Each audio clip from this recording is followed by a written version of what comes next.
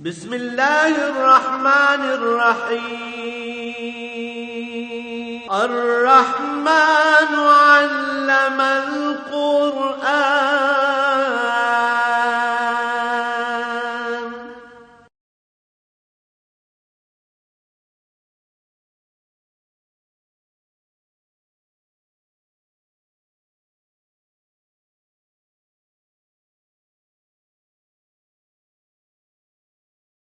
الحمد للہ رب العالمین والصلاة والسلام علی حبیبہ محمد وآلہ وصحبہ اجمعین۔ اعوذ باللہ من الشیطان الرجیم، بسم اللہ الرحمن الرحیم۔ یا ایھا الذین آمنوا لیبلونکم اللہ بشیء من الصید تنالہ ایدیکم ورماحکم لیعلم اللہ من یخافہ بالغیب فمن اعتدى بعد ذلك فله عذاب علیم۔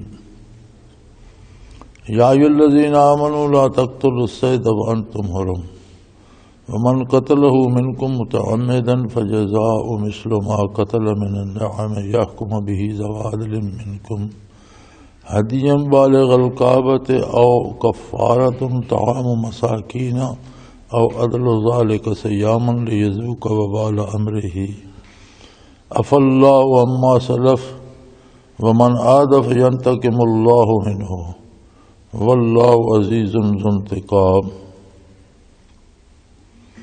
احل لکم صید البحر وطعامہ متاعا لکم وللسیارہ وحرم علیکم صید البر ما دمتم حرما واتقوا اللہ الذی الیہ تحشرون۔ اللہم سبحانک لا علم لنا الا ما علمتنا انک انت العلیم الحکیم۔ مولا یا صلی وسلم دائما ابدا علی حبیبک خیر الخلق کلہم۔ اس کا سادہ سا ترجمہ عرض ہے کہ اے ایمان والو، اللہ کریم تمہاری آزمائش کریں گے اس چیز سے کہ تمہارے ہاتھ اور تمہارے نیزے شکار تک پہنچ سکتے ہوں گے، یہ جاننے کے لیے کہ اللہ سے غائبانہ کون ڈرتا ہے، اور جو زیادتی کرے گا اس کے بعد اسے سخت عذاب ہوگا۔ حکم یہ ہے کہ ایمان والو، تم شکار کا جانور مت مارو، شکار نہ کرو جب تک احرام کی حالت میں ہو۔ اگر کسی نے حالت احرام میں جان بوجھ کر کوئی جانور شکار کر لیا تو پھر اس پر کفارہ یہ ہوگا کہ جس طرح کا جانور اس نے قتل کیا ہے اس کے بدلے میں حد حرم میں، بیت اللہ شریف میں یا حد حرم میں قربانی دے، اور یہ مقرر کریں گے دو عادل آدمی جو وہاں کے ہوں، جو جانتے ہوں اس جانور کو بھی، جانوروں کی قیمت کو بھی وہ اندازہ کر کے مقرر کریں گے کہ کون سا جانور اس کے بدلے میں بھیڑ کافی ہے، بکری کافی ہے، یا 10 بھیڑیں کافی ہیں، یا گائے بیل ہے یا اونٹ، یہ وہ مقرر کریں گے۔ یا پھر اگر قربانی نہیں دے سکتا تو اتنے قیمت کا کھانا غریبوں کو کھلائے، یا پھر اس کے برابر روزے رکھے تاکہ اسے اپنے کیے کی کچھ سزا بھی ملے، اور اس سے پہلے نزول حکم سے پہلے جو کچھ ہو چکا اللہ کریم نے وہ معاف فرما دیا۔ لیکن اب اگر کوئی اس طرح کی حرکت کرے گا تو اس سے بدلہ لیا جائے گا، اس لیے کہ اللہ غالب ہے اور وہ بدلہ لینے پہ قادر ہے۔ ساتھ ارشاد فرمایا کہ بحری شکار، مچھلی وغیرہ تمہارے لیے حلال ہے، خواہ حالت احرام میں بھی ہو، اس کا کھانا یہ مسافروں کے لیے اور حج پر آنے والوں کے لیے اللہ نے سہولت دی ہے۔ جو سمندری راستے سے سفر کر کے آتے ہیں وہ مچھلی حالت احرام میں بھی ہوں تو شکار کر سکتے ہیں۔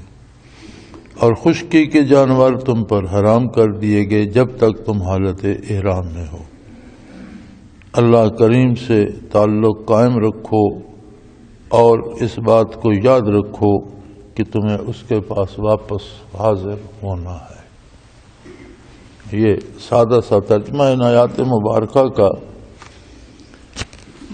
ان کی ابتدا بڑی خوبصورت بات سے ہوئی ہے۔ ایک عام سوال ہے کہ معاشرے میں مسلمان زیادہ جرائم کرتے ہیں بنسبت دوسروں کے، اور یہ کیوں کرتے ہیں؟ اللہ کریم نے اس کا جواب ارشاد فرمایا ہے کہ جب کوئی ایمان لے آتا ہے اور وہ کہتا ہے کہ میں عظمت الہی کا قائل ہوں، میں رسالت آقا نامدار صلی اللہ علیہ وآلہ وسلم کو تسلیم کرتا ہوں اور میں آپ کے احکام میں پوری خلوص سے اور پوری ہمت سے پوری محنت سے اطاعت کروں گا، تو فرمایا اس کا امتحان بھی ہوتا ہے۔ لَيَبْلُوَنَّكُمُ اللَّهُ بِشَيْءٍ، اللہ کریم یہ چاہتا ہے کہ کسی قدر تمہارا امتحان بھی ہو جائے تو اسے گناہ کے مواقع بھی میسر آتے ہیں۔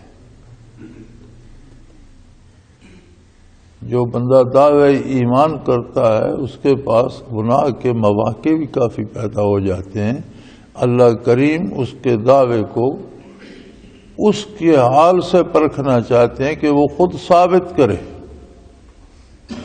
کہ اللہ پر غائبانہ ایمان رکھتا ہے، اللہ کو حاضر و ناظر اور موجود سمجھتا ہے، اور اللہ کے سامنے اللہ اور اللہ کے رسول کی نافرمانی نہیں کرے گا۔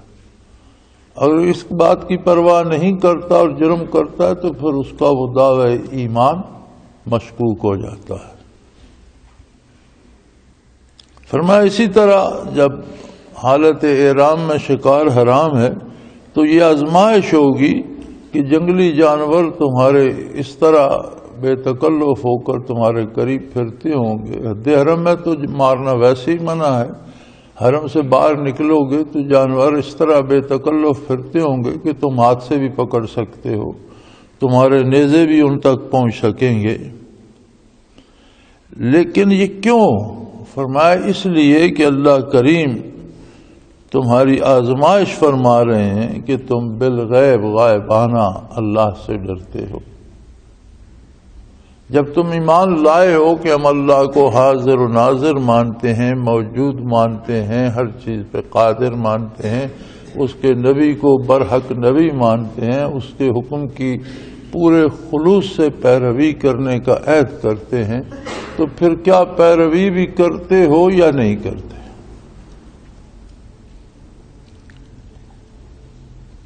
اور اگر کسی نے پرواہ نہ کی اور جرم کیا، جانور کو مارا، تو فرمایا اس کے لیے پھر بڑا دردناک عذاب ہوگا، کیونکہ اس نے اپنے دعوے ایمان کی خود ہی تردید کر دی۔ اس نے دعویٰ کیا تھا کہ میں اللہ کو ایسا ہی مانتا ہوں جیسا رسول اللہ صلی اللہ علیہ وسلم نے منوایا مجھ سے، اور میں حضور کو اللہ کا آخری نبی مانتا ہوں اور آپ کی اطاعت کا عہد کرتا ہوں۔ لیکن جب حکم دیا گیا کہ حالت احرام میں شکار نہیں کرو گے اور شکار کو عام کر دیا، تو فرمایا یہ امتحان ہے کہ جب تمہیں موقع ملتا ہے تو کیا تم اللہ کی اطاعت کرتے ہو یا خواہش نفس کی پیروی کرتے ہو۔ اور یہی حال پوری زندگی، عام زندگی میں ہوتا ہے۔ اللہ کریم کسی کو عہدہ دے دیتا ہے، جہاں ایسے مواقع ہوتے ہیں کہ وہ رشوت لے سکتا ہے، یا ایسی جگہ بٹھا دیتا ہے جہاں وہ جرائم کرنے کے مواقع بھی ہوتے ہیں، لیکن اگر ایمان مضبوط ہے، ایمان کامل ہے، تو وہ جرم سے پرہیز کرتا ہے اور اللہ کے رسول کی اطاعت کرتا ہے۔ اور اگر جرم کرتا ہے تو پھر وہ اپنے اس دعوی ایمان کی نفی کر رہا ہے۔ اس نے دعویٰ اطاعت کا کیا تھا، وعدہ اطاعت کا کیا تھا، لیکن وہ اس کی نفی کر رہا ہے۔ تو فرمایا اس کے لیے بڑا دردناک عذاب ہوگا۔ اللہ قادر ہے، کائنات اس کی اپنی ہے، مخلوق اس کی اپنی ہے، جانور بھی اس نے پیدا کیے، انسان کو اس نے یہ شرف بخشا ہے کہ روئے زمین کی ہر چیز اس کی خدمت پہ معمور کر دی، اور یہ جانوروں کو ذبح کرتا ہے، کاٹتا ہے، گوشت کھاتا ہے، جانوروں کا دودھ پیتا ہے، جانوروں پہ سواری کرتا ہے، ان کے چمڑے تک، ہڈیوں تک کو استعمال میں لاتا ہے، جوتے بناتا ہے، خیمے بناتا ہے۔ آخر وہ بھی اللہ کی مخلوق ہیں۔ اللہ نے انسان کو یہ شرف بخشا کہ ان سب چیزوں کو استعمال کر سکتا ہے، لیکن ایک پابندی لگائی کہ یہ سارے جانور بھی، دنیا کی ہر نعمت یہ بھی میری ہیں، تم بھی میرے بندے ہو، یہ سب میں نے تمہارے لیے پیدا کیا، لیکن اس کا طریقے استعمال وہ ہوگا جو میں بتاؤں گا، تاکہ یہ بات ظاہر رہے کہ یہ چیزیں تمہاری نہیں ہیں، یہ اللہ کی ملکیت ہیں، اور مالک نے جس طرح استعمال کرنے کا حکم دیا ہے اس طرح استعمال کرو۔ بعض چیزیں اس نے حرام قرار دے دیں کہ یہ جانور تم نہیں کھا سکتے ہو، اس پر تکبیر بھی نہیں پڑی جائے گی، اسے حلال نہیں کیا جائے گا۔ جتنی حرمت شرعی آئی ہے وہ کھانے پینے کی چیزوں میں ہو، وہ بول چال میں ہو، وہ تعلقات میں ہو، اس میں دو چیزیں یقیناً ہیں۔ بیشتر چیزیں ایسی ہیں جو انسان کی جسمانی صحت کے لیے مضر ہیں، اللہ نے انہیں حرام قرار دے دیا۔ یاد رکھو کسی حرام میں کوئی شفا نہیں۔ یہ بعض لوگ تعویذ دھاگے والے اور بعض طبیب حرام چیزیں کھلاتے ہیں علاج کے لیے، یاد رکھو کسی حرام چیز میں کوئی شفا نہیں۔ اگر شفا ہوتی تو اللہ کریم اسے حرام نہ فرماتے۔ کچھ چیزیں ایسی ہیں جن کے استعمال سے، یا کچھ کام ایسے ہیں جن کے کرنے سے، کچھ باتیں ایسی ہیں جن کے کرنے سے جسمانی صحت پر اثر پڑے یا نہ پڑے، روحانی صحت تباہ ہوتی ہے، آدمی کا ضمیر مرتا ہے، اس کی ایمانی قوت پہ چوٹ آتی ہے، اس کا ایمان کمزور ہوتا ہے۔ اور بعض چیزیں ایسی ہیں جن سے جسمانی صحت بھی خراب ہوتی ہے اور روحانی صحت بھی خراب ہوتی ہے۔ لہذا جتنی چیزیں شریعت مطہرہ نے حرام کی ہیں ان میں انسان کے لیے کوئی فائدہ نہیں۔ اگر اسے کوئی کہتا ہے کہ اس بیماری کا علاج یہ ہے کہ تم شراب پیو، اس سے اسے شفا نہیں ہوگی، الٹا حرام کھانے کا مرتکب ہو جائے گا۔ کوئی کسی کو کہتا ہے کہ یہ حرام جانور مار کر یہ کھا لو، یہ تمہارا اس مرض کا علاج ہے، تو وہ غلط کہتا ہے۔ اس میں اگر شفا ہوتی تو اللہ کریم حرام ہی نہ فرماتے۔ پہلی امتوں پر حضور صلی اللہ علیہ وسلم کی بعثت عالی سے پہلے بنی اسرائیل پر اور دیگر بعض امتوں پر ایسی چیزیں بھی حرام کر دی گئیں جو نفع بخش تھیں۔ وہ ان کے اعمال و کردار کی وجہ سے، قرآن کریم اس کا جب ذکر کرتا ہے تو وہ فرماتا ہے کہ ان کی برائی کی وجہ سے ہم نے ان پر بہت سی نعمتیں حرام کر دیں، اور بڑی مشکل سے حرام کر دیں۔ مثلا ایک جانور حلال ہے، اس کی چربی حرام ہے۔ اب چربی حرام ہے لیکن جو سینے پر اور پشت پر ہے وہ حرام ہے، جو پیٹ میں اور انتڑیوں کے ساتھ ہے وہ حلال ہے، وہ استعمال کر سکتے۔ یعنی یہ ان کے کرتوتوں کی وجہ سے اللہ نے انہیں مشکلات میں ڈال دیا۔ اب یہ آسان کام تو نہیں ہے کہ ایک جانور کی چربی حرام ہے، اب سارے بدن کی حرام ہے لیکن جو انتڑیوں کے ساتھ ہے وہ حلال ہے۔ اب اتنی تمیز کرنا اور یہ ساری محنت کرنا آسان نہیں ہے۔ تو یہ تو تھا ان کے بد اعمال اور برائیوں کی وجہ سے بطور سزا، لیکن اس امت مرحومہ پر جتنی حرمت شرعی ہے وہ اس کے فائدے کے لیے ہے، صرف وہ چیزیں حرام کی گئی ہیں جو نقصان دہ ہیں۔ کچھ چیزیں وقتی طور پر حرام کر دی جاتی ہیں، جیسے رمضان میں روزہ بند ہونے کے بعد کھانا پینا۔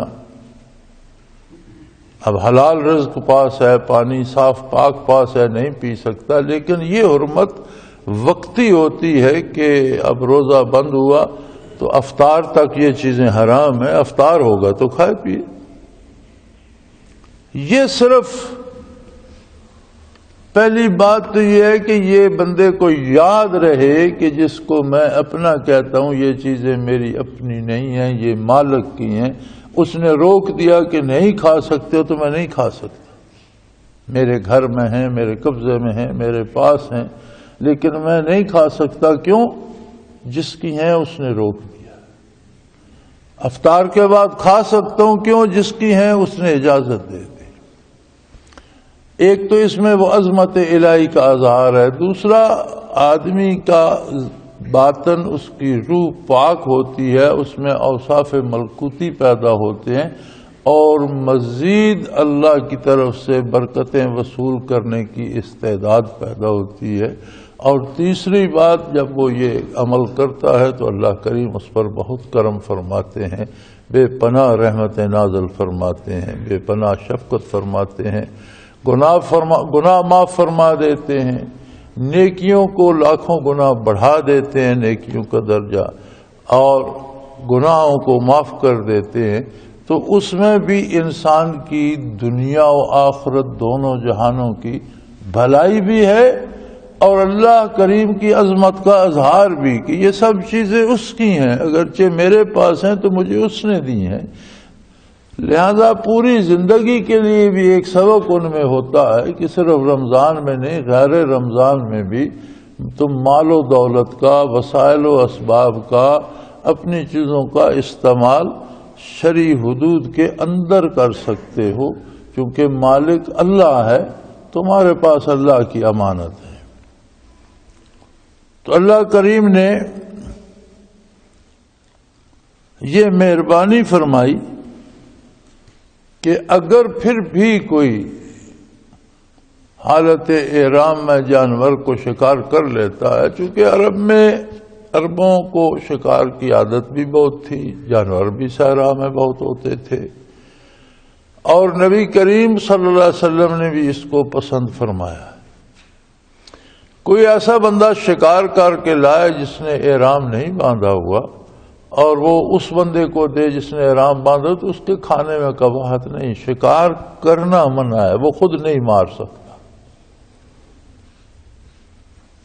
تو صحابہ کرام شکار کرتے تھے، حضور صلی اللہ علیہ وسلم کو پتہ چلتا کہ فلاں نے شکار کیا تو آپ فرماتے تھے کہ میرا حصہ بھی رکھنا، گوشت مجھے بھی دینا، حضور پسند فرماتے تھے۔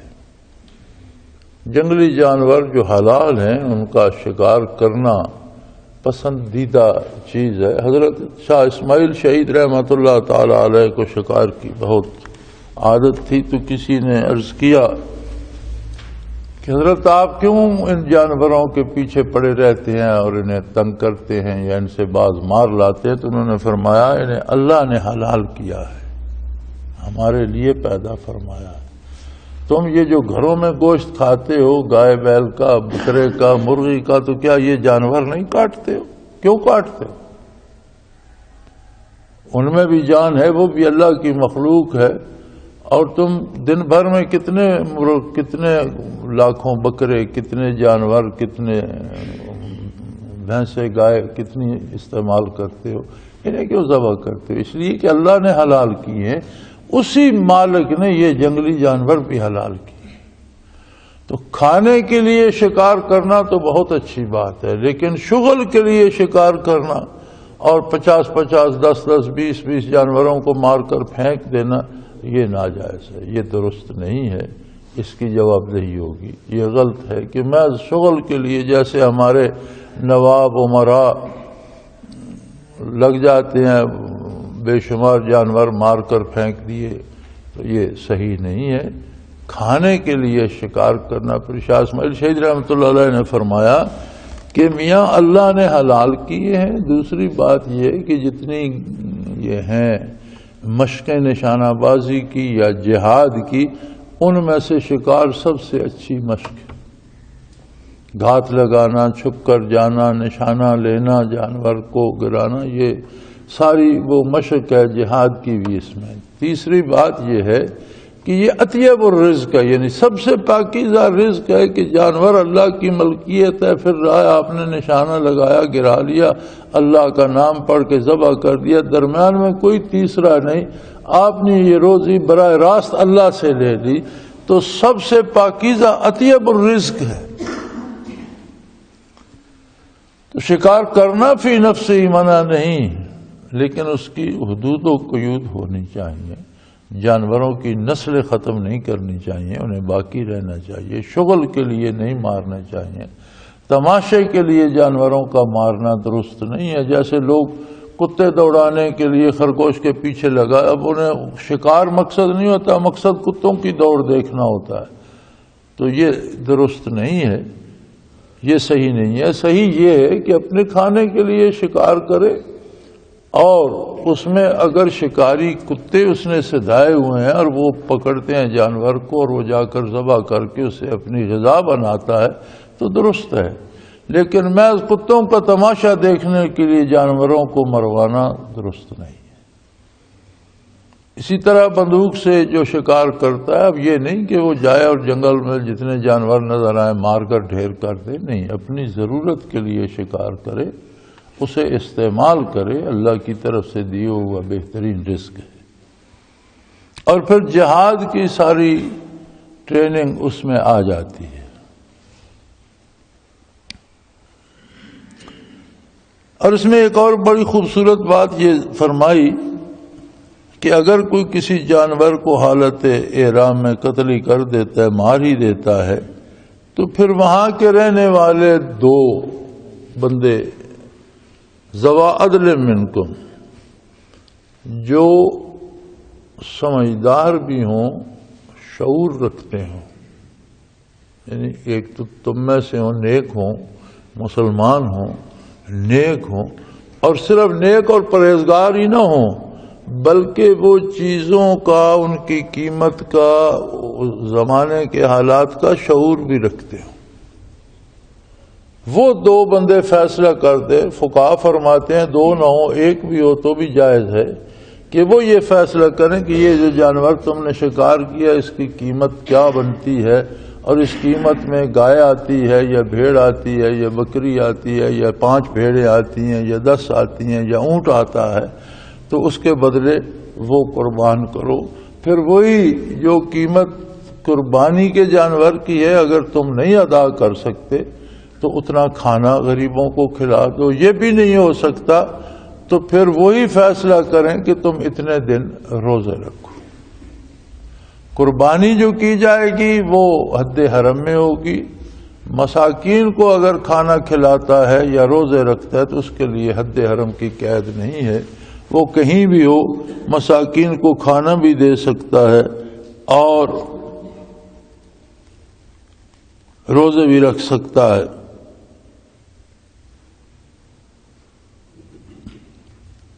اور اگر کوئی بار بار جرم کرے گا،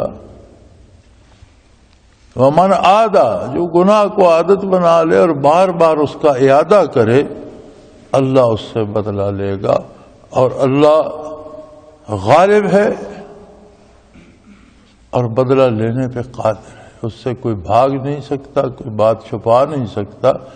گناہ کا ہو جانا خاص بشریت ہے، لیکن توبہ کرے اور اللہ کریم سے معافی چاہے، اور اگر اس پہ کوئی جرمانہ یا کفارہ آتا ہے تو وہ ادا کرے، اور اس سے پھر بچنے کی حد الامکان کوشش کرے. گناہ کو عادت نہ بنا. گناہ کا ہو جانا تو اللہ کریم معاف فرمائے، لیکن گناہ کو عادت نہ بنا لے کہ پھر وہ اس کے ایمان کو کمزور کرتے کرتے ختم کر دیتا ہے.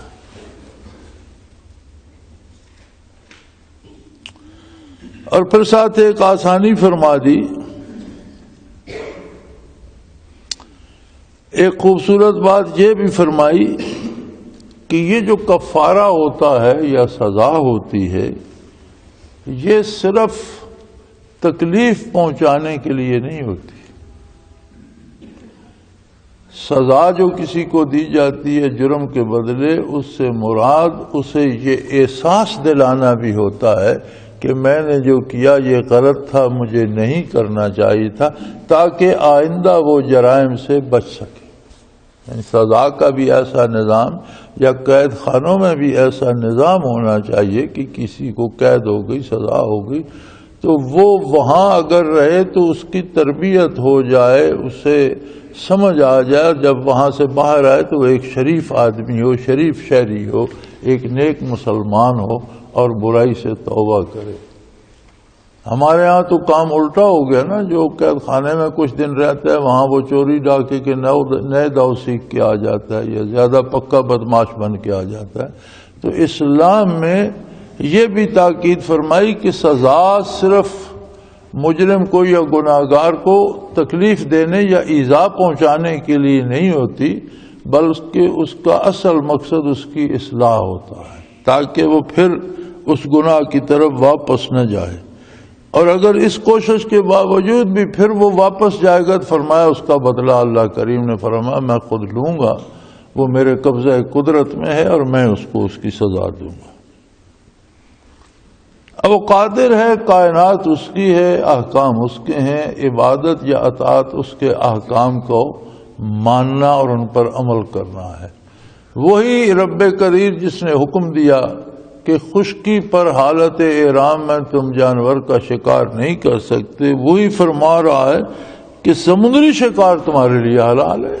خواہ تم احرام باندھ کر جہاز میں یا کشتی میں سوار ہوئے حرم کو حج کے لیے جا رہے ہو یا عمرے کے لیے جا رہے ہو، احرام باندھا ہوا ہے تو بحری شکار سمندر کی مچھلیاں پکڑنا اور کھانا یہ جائز ہے، یہ حلال ہے، اس پر پابندی نہیں.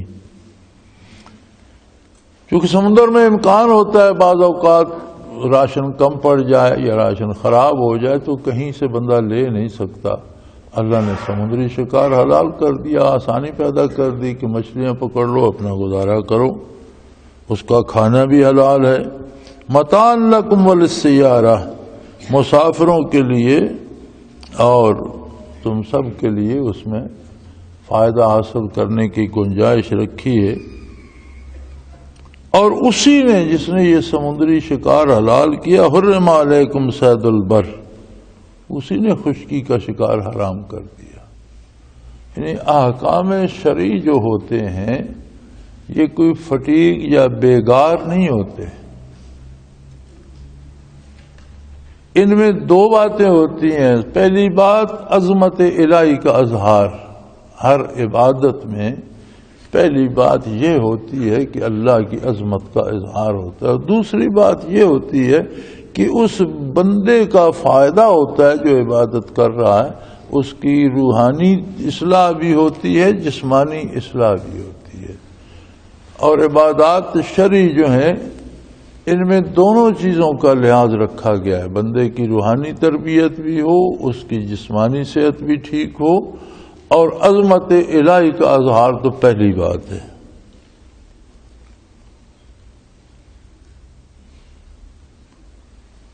واتقوا اللہ الذی الیہ تحشرون،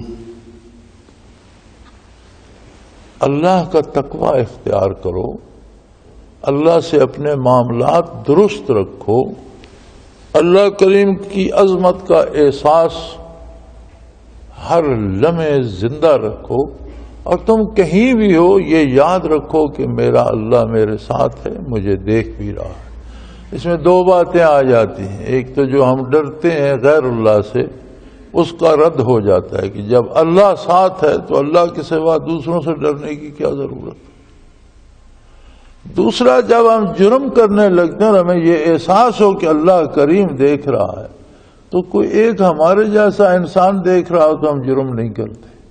چوری کروں گا تو یہ دیکھ رہا ہے، تو اللہ کریم دیکھ رہے ہو تو کوئی چوری کرے گا یا جھوٹ بولے گا یا کوئی جرم کرے گا. سو فرمایا اس کیفیت کو زندہ رکھو. مسلمانی اسی کا نام ہے، ایمان اسی کا نام ہے، بندہ مومن اسی کو کہتے ہیں جو یہ کیفیت تقوی والی کیفیت کہ اللہ کریم میرے پاس ہے، میرے ساتھ ہے، موجود ہے، دیکھ رہا ہے، سن رہا ہے، ہر چیز پہ قادر ہے، میرا یہ ایمان ہے، میں اللہ کے روبرو اس کی نافرمانی نہیں کروں گا۔ اور پھر یاد رکھو کہ یہی وقت نہیں ہے جو دنیا پہ گزر جائے گا۔ الذی الیہ تحشرون، وہ ذات ہے جس کی بارگاہ میں تم سب کو حاضر ہونا ہے۔ زندگی کی جواب دہی ہوگی، اس کی نعمتوں کا حساب ہوگا، تمہاری لغزشیں بھی سامنے آ جائیں گی، نیکیاں بھی سامنے آ جائیں گی۔ ان لمحات کو یاد رکھو۔ ہمارے ہاں ہمارا کوئی مقدمہ عدالت میں ہوتا ہے تو فیصلے کی گھڑی آ جاتی ہے، جج کہتا ہے کل فیصلہ سناؤں گا، پرسوں فیصلہ سناؤں گا، تو 2 دن 3 دن کھانے کو جی نہیں کرتا، بھوک نہیں لگتی، رات کو نیند نہیں آتی۔ بندے پہ ایک کیفیت وارد ہو، پتہ نہیں کیا اس کے منہ سے نکلے، کیا سنا دے، مجھے جیل بھیج دے، مجھے سزائے موت کر دے، مجھے قید کر دے۔ تو بندے کے ہاتھ میں فیصلہ ہو جو اپنے جیسا بندہ ہے تو اتنی کیفیت لرزاں اور ترساں بندے پہ وارد ہو جاتی ہے جب فیصلہ، اب بندے کے سامنے تو آپ جھوٹ بھی بول سکتے ہیں، سفارش بھی کرا سکتے ہیں، رشوت بھی دے سکتے ہیں، غلط گواہیاں بھی دے سکتے ہیں، بندہ تو کچھ نہیں جانتا، اس نے تو سنا کے کرنا ہے۔ اس ذات کی بات کرو جو ذاتی طور پر ہر کام کو خود دیکھ رہا ہے، خود موجود ہے، جو جانتا ہے، جسے تم گناہ کر کے بھول چکے ہوگے لیکن وہ تمہیں یاد کرائے گا تم نے یہ بھی کیا تھا۔ تو اس سے کس حد تک ڈرنا چاہیے اور کتنا گناہ سے دور رہنا چاہیے۔ فرمایا اس بات کو یاد رکھو، یہ جو احکام شریعت اور پابندیاں ہیں یہ صرف اس لیے لگائی جاتی ہیں کہ تمہیں عظمت باری کا احساس رہے اور کل حشر کے میدان میں پیش ہونا کی کیفیت یاد رہے اور وہاں تم سرخرو ہو جاؤ، اس میں تمہارا ہی فائدہ ہے۔ اللہ کریم ہمیں گناہوں سے بچائے اور اپنی اطاعت کی توفیق عطا فرمائے۔ وآخر دعوانا ان الحمدللہ رب العالمین۔ اللہ اللہ اللہ اللہ اللہ اللہ اللہ اللہ۔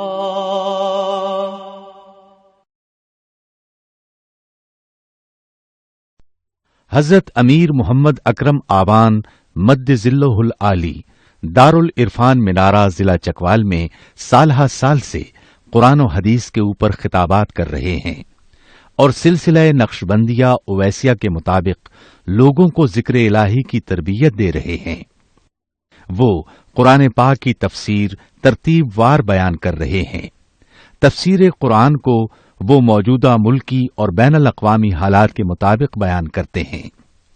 موٹر وے سے کلر کہار کے انٹرچینج سے نکلتے ہوئے کلر کہار کی جھیل سے ہوتے ہوئے میانی، بوچھال اور نور پور سے گزرتے ہوئے دارالعرفان منارہ پہنچ سکتے ہیں۔